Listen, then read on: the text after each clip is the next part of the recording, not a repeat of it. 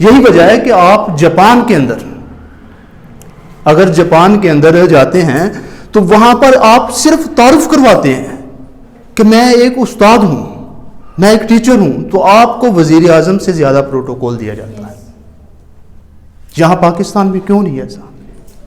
کیونکہ ہم نے بچوں کی اس طرح کردار سازی نہیں کی، ہم نے بچوں کو بتایا نہیں ہے.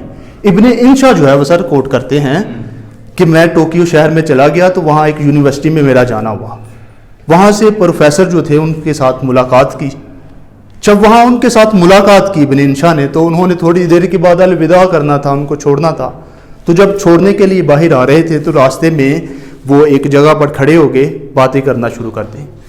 تو اچانک کیا دیکھتے ہیں، ابن انشا دیکھ رہے ہیں کہ وہ ساتھ جو ہے وہ تھوڑا اسٹوڈنٹ گزر رہے ہیں، تو وہ پاؤں پھلانگ کر جو ہے وہ آگے چل رہے ہیں. انہوں نے محسوس کیا، فیل کیا ابن انشا نے. تو انہوں نے اس پروفیسر سے پوچھا کہ یہ کیا ہے؟ تو انہوں نے کہا کہ اصل میں یہاں سے جو ہے وہ میرا سایہ ہے، تو یہ ہمارے سائے سے جو ہے وہ پھلانگ کے گزر رہے ہیں، کبھی استاد جو ہے وہ اس کے سائے جو ہے نا اس کے اوپر قدم نہ آ جائے. یہ ادب تھا، یہ وہ ترقی تھی کہ جس کی وجہ سے آج جاپان پوری دنیا میں نمایاں ہے. اس کا پوری دنیا میں ایک نام ہے، ایک جو ہے وہ اس کا ویلیو ہے اور اس کا نام ہے، اس کی ٹیکنالوجی، اس کے برانڈ جو ہے وہ پوری دنیا میں معروف ہے. اس کے مقابلے میں ہم جو ہے وہ کہاں پہ کھڑے ہیں؟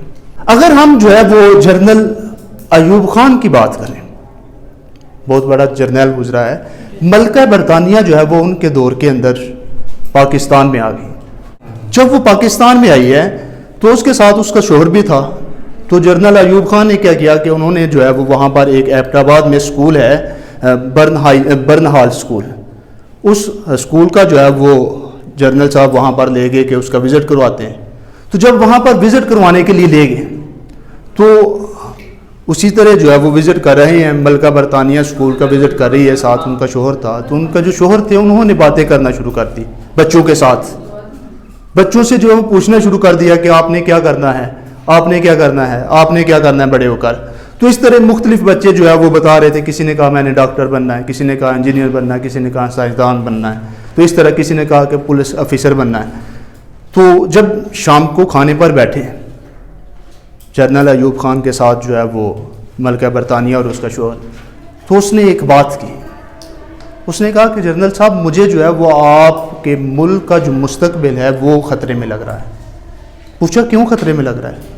کہا کہ اس لیے خطرے میں لگ رہا ہے کہ وہاں میں نے بچوں سے پوچھا ہے کہ آپ نے کیا بننا ہے. 20 بچوں سے پوچھا تھا، کسی ایک بچے نے بھی یہ نہیں بتایا کہ میں نے بڑے ہو کر ٹیچر بننا ہے. تو اس کا مطلب یہ ہے کہ آپ کے ملک کے اندر ٹیچر کی ویلیو نہیں ہے، تو اس لیے یہاں پر کوئی بننا نہیں جا رہا. تو میں سمجھتا ہوں کہ اس میں کہیں نہ کہیں جو قصور ہے وہ اساتذہ کا بھی ہے کہ کچھ ایسے لوگ جو فطرتاً ٹیچر نہیں تھے وہ اس فیلڈ میں آ گئے. اب انہوں نے اس کا نقصان جو ہے وہ اس فیلڈ کو نقصان پہنچایا. پھر کہیں نہ کہیں قصور جو ہے وہ ہمارے معاشرے کا بھی ہے کہ ہم نے ٹیچر کو وہ ویلیو نہیں دی جو دینی چاہیے تھی. اور کہیں نہ کہیں جو ہے وہ قصور گورنمنٹ کا بھی ہے، حکومت کا بھی ہے. اگر ہم غور کریں تو اب یہ الیکشن کمپین کے حوالے سے ٹیچر کی ذمہ داری تو نہیں ہونی چاہیے. گھروں سے جا کر بچوں کو لانا یہ ٹیچر کی ذمہ داری تو نہیں ہونی چاہیے. اس طرح کی اور بہت ساری چیزیں، بہت سارے مسائل ہیں کہ جس سے ٹیچر کا جو وقار تھا اس کو روندا گیا. گورنمنٹ کا زیادہ ہے جی گورنمنٹ کا، اس سے جی گورنمنٹ کا بھی آتا ہے، پیرنٹس کا بھی آتا ہے. پیرنٹس کہتے تھے کچھ کیا تو ٹیچر نے مارا نا، لیکن آج کے پیرنٹس کہتے ہیں میں پوچھوں گا صبح کیوں مارا. جی ایسے اس سے بچے کے مائنڈ میں ٹیچر کی عزت کم ہو جاتی ہے. جی ایسے ہی اگر پیرنٹس کا جی ایسے ہی میں یہاں پر ایک بات کرتا ہوں. اگر چونکہ ہم یہ بیسک دین سے دوری ہوتی ہے نا کہ اگر ہم رسول اللہ صلی اللہ علیہ وسلم کی بات کریں اور اسلام کی بات کریں تو اسلام میں جو ہے وہ دیکھیں آقا علیہ الصلوۃ والسلام نے فرمایا مجھے معلم بنا کر بھیجا گیا. اور یہ بہت بڑی بات ہے کہ آقا علیہ الصلوۃ والسلام نے فرمایا مجھے معلم بنا کر بھیجا گیا. اور اگر حضرت علی رضی اللہ عنہ کے قول کی بات کریں تو آپ نے فرمایا کہ جس نے مجھے ایک لفظ بھی سکھایا تو اس نے گویا کہ مجھے اپنا غلام بنا لیا. اب یہ دیکھیں ٹیچر جو ہے وہ اسلام میں جو ہے وہ ٹیچر کا کیا وقار ہے. اسی طرح ایک صحابی ہیں جن کا نام ہے زید بن ثابت، بہت بڑے عالم تھے، حافظ بھی تھے، اور انہوں نے جو ہے وہ قرآن کے جمع تدوین کا کام کیا تھا.